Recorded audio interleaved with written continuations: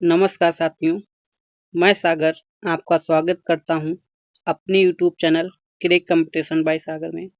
आज हम आपके लिए लेके आए हैं UP police re exam GK GS practice set 1। यानी हम यूपी पुलिस से रिलेटेड एक जीके जीएस का प्रैक्टिस सेट 1 लेके आए हैं। इसमें हम टोटल 35 प्रश्नों को देखेंगे। ये सभी प्रश्न हम आपको बता दें, हिस्ट्री, ज्योग्राफी, पॉलिटी, उसके बाद में हमारा साइंस आ जाता है, यूपी स्पेशल आ जाता है और करंट अफेयर। इन सभी सब्जेक्टों से प्रश्नों का समायोजन किया गया है। ये सभी प्रश्न आपकी परीक्षा की दृष्टि से अति महत्वपूर्ण रहने वाले हैं। हम आपको बता दें, आज ये प्रैक्टिस सेट 1 है, यानी कि हम स्टार्टिंग कर रहे हैं, तो इसमें हम प्रश्नों का जो स्तर रखेंगे वो लो रखेंगे। आने वाले जितने भी प्रैक्टिस सेट होंगे उनमें हर किसी में जो लेवल होगा वो अप होता चला जाएगा। तो आप इस चीज से निश्चिंत रहिए।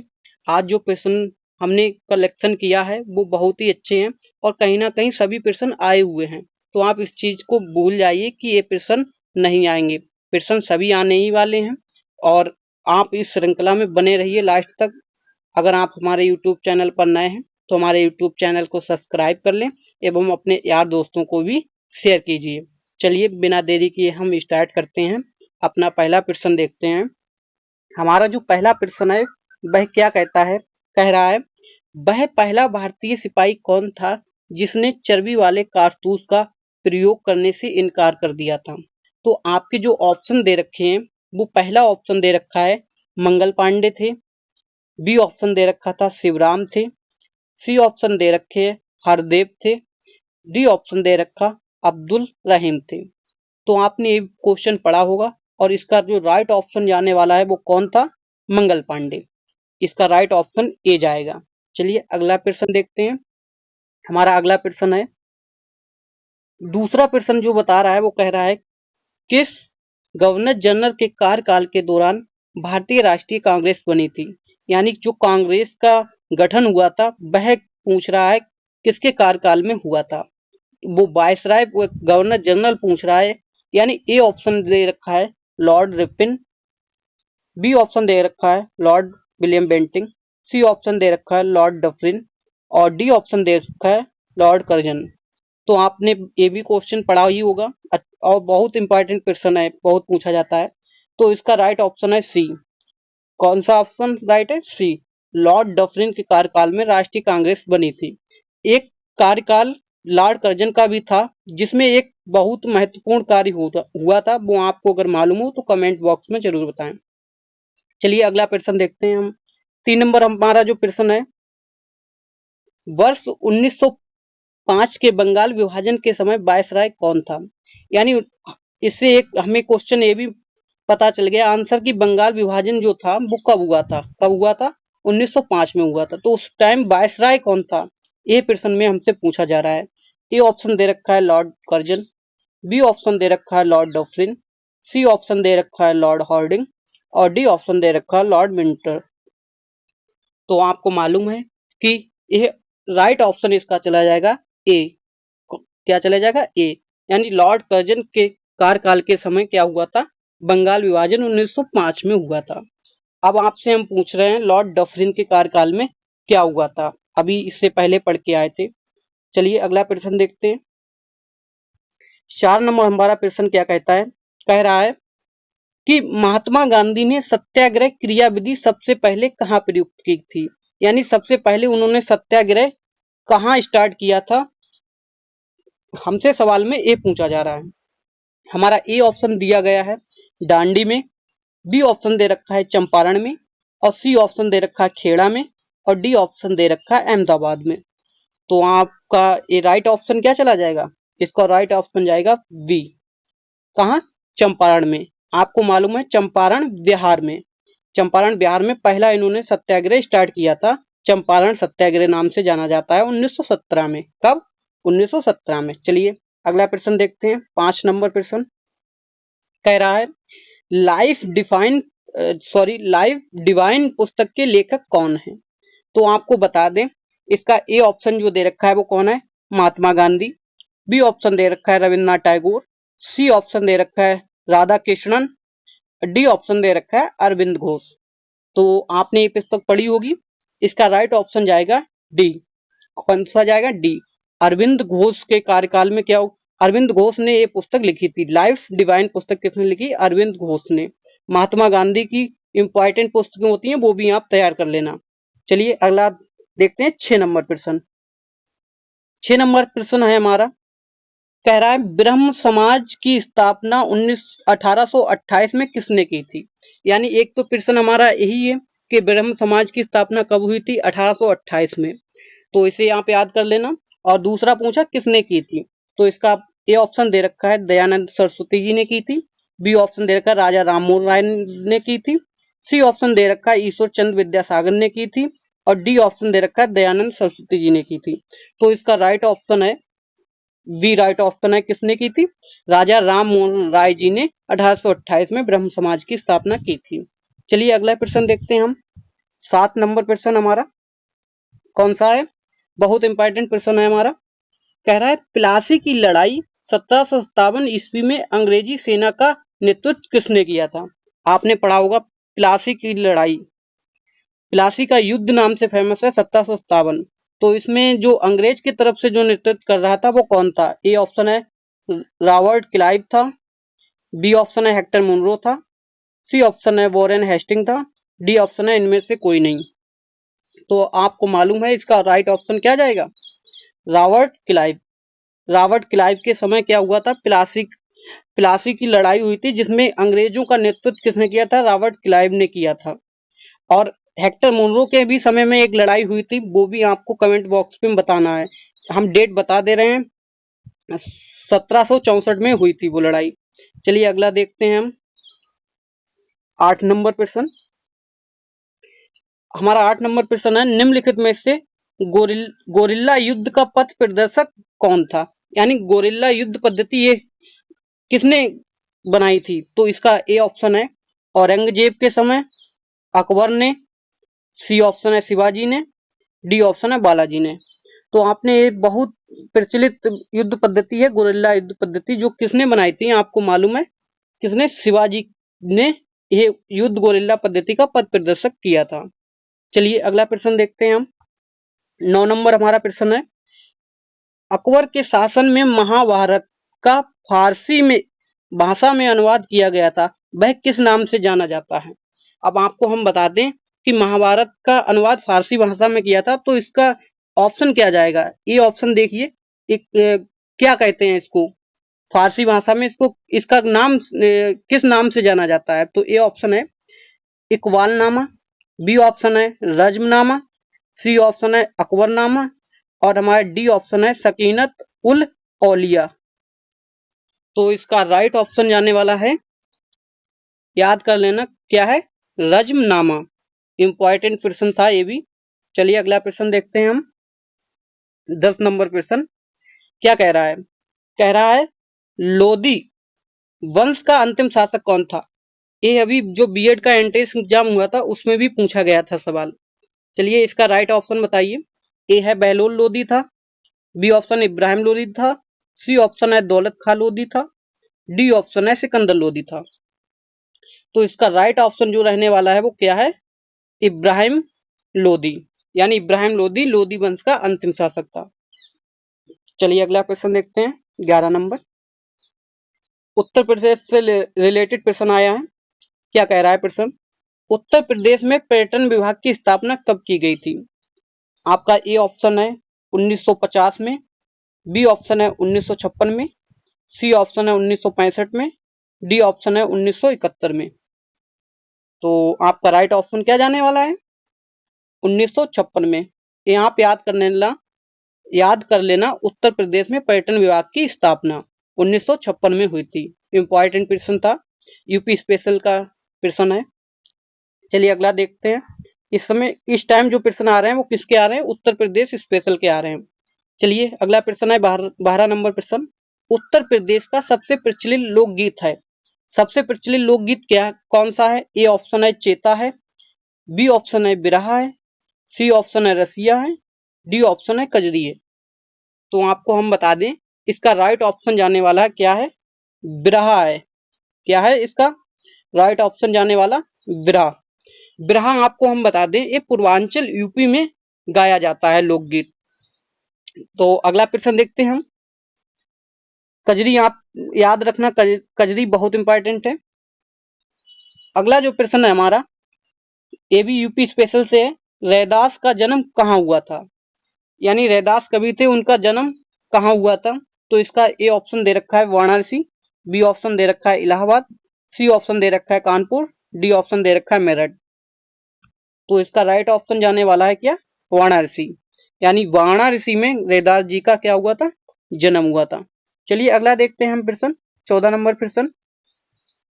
प्रश्न बोल रहा है कि उत्तर प्रदेश के किस जिले में एकमात्र अफीम की फैक्ट्री है?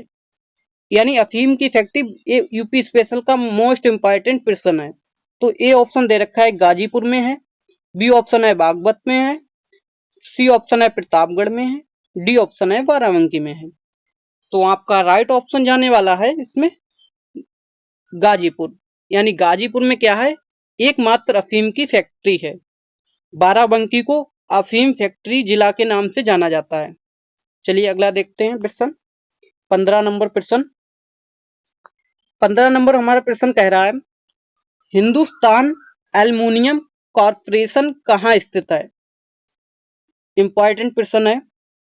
ए ऑप्शन है खुर्जा में, बी ऑप्शन है पिपरी में, सी ऑप्शन है रेनी में, डी ऑप्शन है रेणुकूट में। तो आपका राइट ऑप्शन जाने वाला है रेणुकूट में। यानी हिंदुस्तान एल्युमिनियम कॉर्पोरेशन कहाँ? रेणुकूट में स्थित है, उत्तर प्रदेश के रेणुकूट में स्थित है। चलिए अगला प्रश्न देखते हैं, 16 नंबर। 16 नंबर जो प्रश्न है ये आपके अभी जो एग्जाम हुआ था कैंसिल हो गया था, यूपी पुलिस वाला, उसमें आया हुआ एग्जाम है, उसमें आया हुआ प्रश्न है। देखिए क्या प्रश्न क्या है। ग्रेट बैरियर रीफ किस देश में स्थित है? तो आपका ऑप्शन दे रखा है ए अमेरिका में है, बी ऑप्शन है श्रीलंका में है, सी ऑप्शन है ऑस्ट्रेलिया में है, डी ऑप्शन है भारत में है। तो इसका राइट ऑप्शन जाने वाला है क्या? ऑस्ट्रेलिया में। ऑस्ट्रेलिया में किधर है? तो ऑस्ट्रेलिया जो हमारा है वो इस तरीके से कुछ है। ऑस्ट्रेलिया इस तरीके से है, यहाँ पे जो है ये क्या है? ग्रेट बैरियर रीफ है, पूरब की तरफ, ऑस्ट्रेलिया के पूरब की तरफ क्या है? ग्रेट बैरियर रीफ की पोजीशन है। चलिए अगला प्रश्न देखते हैं, 17 नंबर क्वेश्चन है भारत की सबसे ऊंची दूसरी चोटी कौन सी है? तो इसने भारत की पहली चोटी तो पूछी नहीं, दूसरी पूछी है। तो ए ऑप्शन दे रखा है केटू गॉडविन, ज्योग्राफी से प्रश्न उठाए। बी है कंचनजंगा, सी है नंदा देवी, डी है गुरु शिखर। तो आपको मालूम है केटू गार्डविन भारत की सबसे ऊंची चोटी है, तो ये तो ऑप्शन जाने वाला नहीं है। तो इसका राइट ऑप्शन हम बता दे रहे हैं क्या है? कंचनजंगा। कहाँ है ये कंचनजंगा? ये सिक्किम में है। और अगर भारत की तीसरी सबसे ऊंची चोटी तो वह हो जाएगी नंदा देवी। तो इस हिसाब से कंचनजंगा, अगर भारत की दूसरी सबसे ऊंची चोटी पूछे तो क्या बताना है? कंचनजंगा। चलिए अगला प्रश्न देखते हैं, और पहली केटू गार्डविन। 18 नंबर प्रश्न। प्रश्न क्या बोलता है भारत की सबसे अधिक स्थलीय सीमा किस देश से लगती है? ये भी प्रश्न बहुत इंपॉर्टेंट है। अभी अभी बीपीएससी टीआरई 3.0 में पूछा गया पीआरटी के एग्जाम में। तो इसमें ए ऑप्शन दे रखा है पाकिस्तान से, बी ऑप्शन दे रखा है अफगानिस्तान से, सी ऑप्शन दे रखा है बांग्लादेश से, डी ऑप्शन दे रखा है भूटान से। तो आपको बता दें इसका राइट ऑप्शन जाने वाला है बांग्लादेश। यानी बांग्लादेश से सबसे अधिक सीमा लगती है, और सबसे कम किससे लगती है? अफगानिस्तान से। सबसे कम किससे? अफगानिस्तान से। तो आप इसे याद रखना। चलिए अगला प्रश्न देखते हैं, 20 नंबर। एंडीज पर्वत किस महाद्वीप में स्थित है? यानी एंडीज पर्वत पूछ रहा है किस महाद्वीप में स्थित है। तो ए ऑप्शन दे रखा है अफ्रीका में, बी ऑप्शन दे रखा है यूरोप में, सी ऑप्शन दे रखा है दक्षिण अमेरिका में, डी ऑप्शन दे रखा है उत्तरी अमेरिका में। तो इसका राइट ऑप्शन जाने वाला है दक्षिण अमेरिका। आपको हम बता दें कि ये क्या है हमारा, सॉरी, ये क्या है हमारा? दक्षिण अमेरिका है। इस टाइप से क्या है? हमारा दक्षिण अमेरिका है। तो ये जो चोटी है, ये सॉरी चोटी नहीं, ये क्या है? एंडीज पर्वत है इस तरफ। तो यही कहाँ पे है? दक्षिण अमेरिका में है। किधर? पश्चिम साइड में। चलिए अगला देखते हैं प्रश्न। 20 नंबर प्रश्न देखते हैं। देश के किस भाग में मानसून के अरब सागर एवं बंगाल की खाड़ी दोनों ही शाखाओं से वर्षा होती है? यानी कि हमारा जो ये क्या है, भारत है, सॉरी बना नहीं अच्छे से, फिर से बना रहे हैं। ये हमारा क्या है?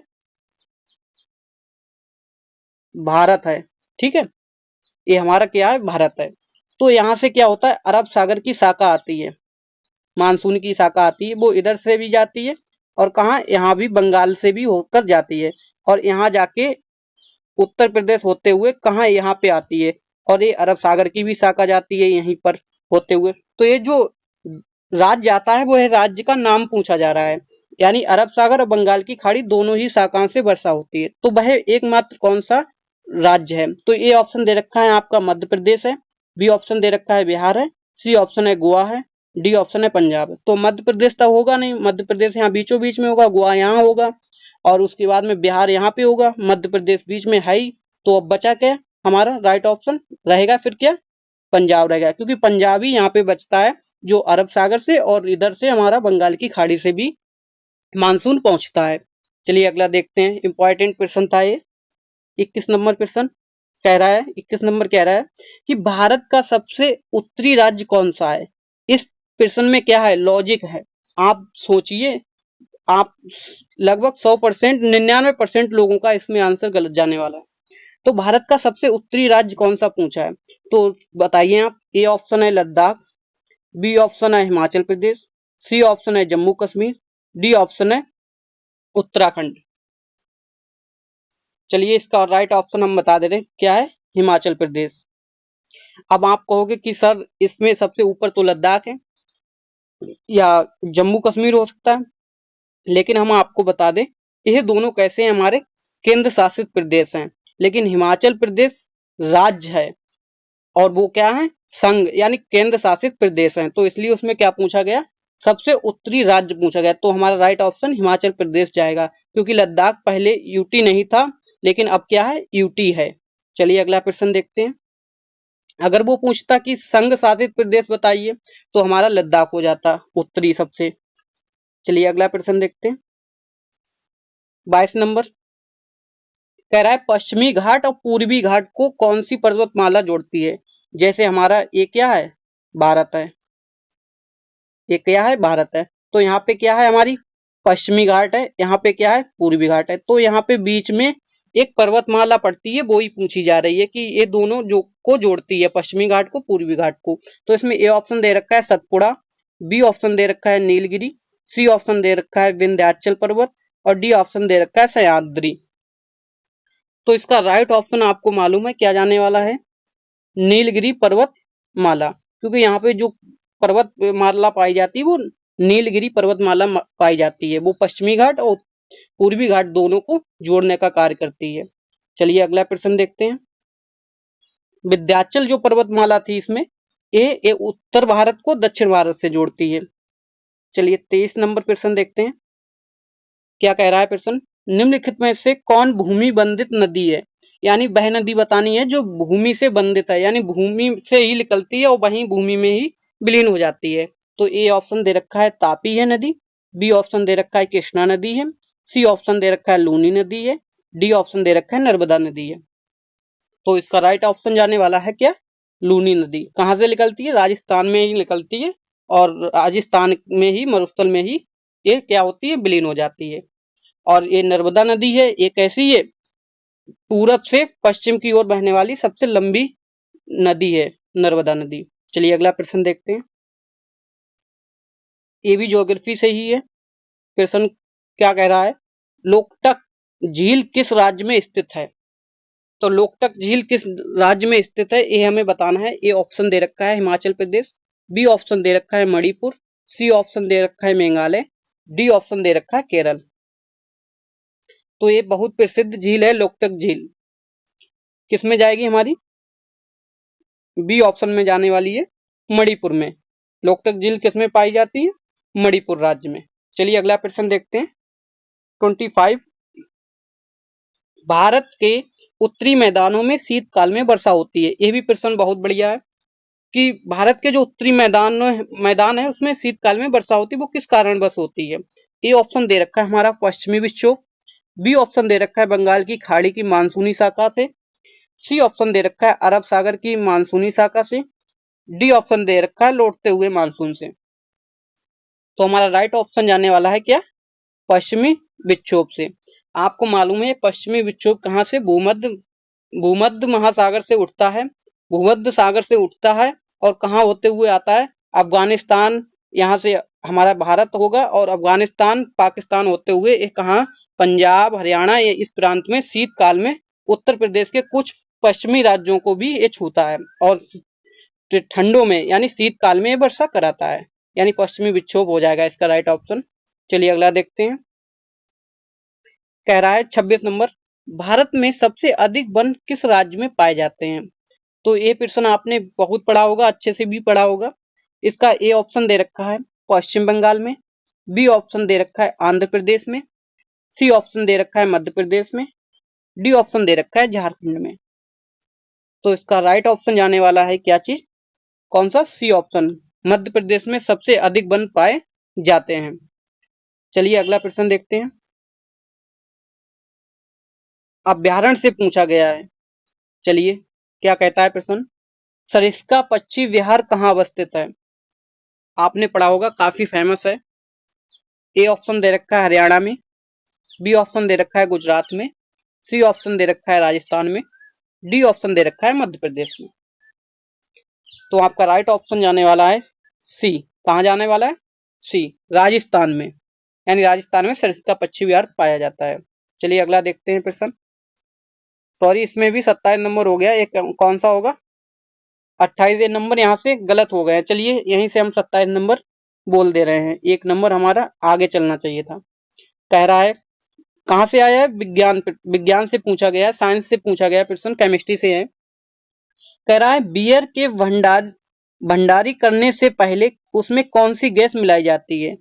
यानी कि हम जो बियर होती है उसमें बियर को भंडारित करने से पहले उसमें गैस मिलाई जाती है, वो गैस कौन सी होती है। पहला ऑप्शन दे रखा है क्लोरीन गैस होती है, बी ऑप्शन दे रखा है ऑक्सीजन होती है, तीसरा दे रखा है सी ऑप्शन कार्बन डाइऑक्साइड होती है, डी ऑप्शन दे रखा है सल्फर डाइऑक्साइड होती है। तो इसमें क्या है, हमारा राइट ऑप्शन जाएगा बी ऑप्शन चला है, सॉरी सी ऑप्शन जाने वाला है, कौन सा, कार्बन डाइऑक्साइड। अब आप सोचोगे कार्बन डाइऑक्साइड हम बियर के साथ पीते हैं, हाँ जी बिल्कुल पीते हैं, क्योंकि जो जस होता है वो उसमें ऐसे चेस करते हैं तो उसमें खोलने पर जो झाग निकलते हैं वो सब CO2 के कारण ही होता है। चलिए अगला प्रश्न देखते हैं। और CO2 के कारण ही आग को भी बुझाया जाता है, यानी कार्बन डाइऑक्साइड से आग को भी बुझाया जाता है, ये भी आप ध्यान रखेंगे। चलिए 28 नंबर प्रश्न देखते हैं। कास्टिक सोडा का रासायनिक सूत्र क्या है। कास्टिक सोडा का रासायनिक सूत्र क्या है। ए ऑप्शन दे रखा है sodium hydroxide, sodium chloride, sodium bichloride, sodium carbonate, sorry sodium bicarbonate, C option दे रखा है, सोडियम कार्बोनेट, डी ऑप्शन दे रखा है। तो कास्टिक सोडा आपको मालूम है क्या होता है, NaOH, यानी ए ऑप्शन राइट है। अब आप इन्हें और जो ऑप्शन दे रखे हैं उन्हें भी देख लीजिए। NaCl क्या है, आपका नमक है, और सी ऑप्शन है NHCO3, ये क्या है, सोडियम बाई कार्बोनेट, इसको हम क्या बोलते हैं, खाने का सोडा बोलते हैं, इसे हम क्या बोलते हैं, खाने का सोडा। और Na2CO3, इसको सोडियम कार्बोनेट, इसको बोलते हैं धावन का सोडा। चलिए अगला प्रश्न देखते हैं। अगला प्रश्न कह रहा है, ये भी साइंस से ही है, निम्नलिखित में से किस रंग का तरंग दैर्घ्य अधिकतम होता है। बहुत इंपॉर्टेंट प्रश्न है। तो इसमें ए ऑप्शन दे रखा है नीला, बी ऑप्शन दे रखा है पीला, सी ऑप्शन दे रखा है हरा, डी ऑप्शन दे रखा है लाल। तो इसका राइट ऑप्शन जाने वाला है क्या, लाल, जिसकी तरंग दैर्घ्य कैसी होती है, सबसे अधिक होती है, और तीव्रता कैसी होती है, सबसे कम होती है। चलिए अगला देखते हैं। अगला भी साइंस से ही है। क्या कहता है, नवजात शिशुओं में हड्डियों की संख्या लगभग कितनी होती है। ए ऑप्शन दे रखा है 200 होती है, बी ऑप्शन दे रखा है 206 होती है, सी ऑप्शन दे रखा है 300 होती है, डी ऑप्शन दे रखा है 350 होती है। तो आपका राइट ऑप्शन जाने वाला क्या, 300 होती है। और वयस्क मनुष्य में कितनी होती है, कमेंट बॉक्स में जरूर बताएं। चलिए अगला प्रश्न देखते हैं। 31 नंबर कह रहा है संविधान सभा के स्थायी अध्यक्ष कौन थे? कहां से हमारा प्रश्न है? ये पॉलिटी से प्रश्न उठा है। ए ऑप्शन दे रखा है वीएन राव थे, बी ऑप्शन दे रखा है वी आर अम्बेडकर थे, सी ऑप्शन दे रखा है डॉक्टर राजेंद्र प्रसाद थे, डी ऑप्शन दे रखा है सच्चिदानंद सिन्हा थे। तो इसका राइट ऑप्शन क्या जाने वाला है? डॉक्टर राजेंद्र प्रसाद, यानी सी ऑप्शन राइट जाने वाला है। अच्छा, ये तो स्थायी अध्यक्ष हो गए। अस्थायी अध्यक्ष पहले कौन थे? ये आपको कहां बताना है? कमेंट बॉक्स में बताना है। चलिए अगला प्रश्न देखते हैं। भारतीय संविधान में मौलिक कर्तव्य का विचार कहां से लिया गया है? मौलिक कर्तव्य बताना है ये कहां से लिए गए हैं हमारे संविधान में। ए ऑप्शन दे रखा है अमेरिका संविधान से, बी ऑप्शन दे रखा है ब्रिटिश संविधान से, सी ऑप्शन दे रखा है रूस के संविधान से, डी ऑप्शन दे रखा है फ्रांस के संविधान से। तो इसका राइट ऑप्शन क्या जाने वाला है हमारा? रूस के संविधान से। अच्छा, ये तो हो गया मौलिक कर्तव्य।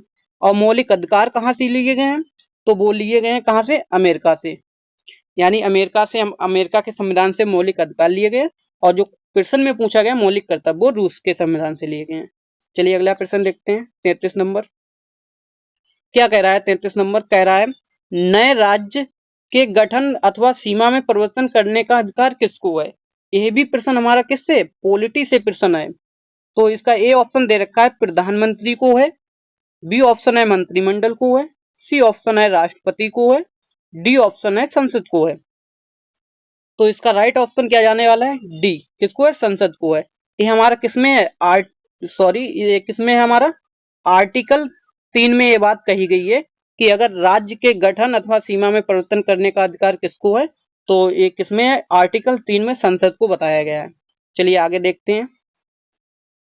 34 नंबर है, एक किसे करेंट अफेयर से क्वेश्चन है। कह रहा है हाल ही में उत्तर प्रदेश के किस जिले में कल्की धाम बनाया जा रहा है? कल्की धाम किस जिले में उत्तर प्रदेश के बनाया जाता है? ए ऑप्शन है वाराणसी के, बी ऑप्शन है अयोध्या में बनाया जा रहा है, सी ऑप्शन है संभल में, डी ऑप्शन है प्रयागराज में। तो इसका राइट ऑप्शन क्या जाने वाला है? सी ऑप्शन जाने वाला है। कहां? संभल में बनाया जा रहा है। चलिए अगला प्रश्न देखते हैं। लास्ट प्रश्न है हमारा। क्या कह रहा है कि भारत का पहला राज्य जिसने अपना खुद का ओटीटी प्लेटफॉर्म लॉन्च किया है। इंपॉर्टेंट प्रश्न है ये। क्या है हमारा प्रश्न? कह रहा है उत्तर प्रदेश। ए ऑप्शन दे रहा है उत्तर प्रदेश, बी ऑप्शन दे रखा है महाराष्ट्र, सी ऑप्शन दे रखा है मध्य प्रदेश और डी ऑप्शन दे रखा है केरल। तो इसका राइट ऑप्शन क्या जाने वाला है? केरल।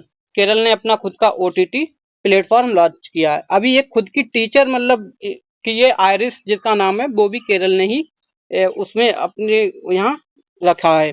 चलिए, आपको यह सीरीज कैसी लगी आप जरूर बताइए। और हम इसी प्रकार के प्रैक्टिस सेट इसको लाते रहेंगे जीके जीएस की, जिसमें आपके अति महत्वपूर्ण प्रश्न रहेंगे। 35 ही प्रश्न रहने वाले हैं और आपके एग्जाम में लगभग 37 या 38 प्रश्न जीएस के आते हैं। तो हम हर पार्ट से प्रश्न लाएंगे। इसमें इकोनॉमिक्स के प्रश्न नहीं थे। अब की बार जो भी हम सीरीज लाएंगे, दूसरी प्रैक्टिस सेट सेकंड लाएंगे, उसमें इकोनॉमिक्स के भी हम सवाल को इंक्लूडेड करेंगे। तो आप इस चीज से निश्चिंत रखिए।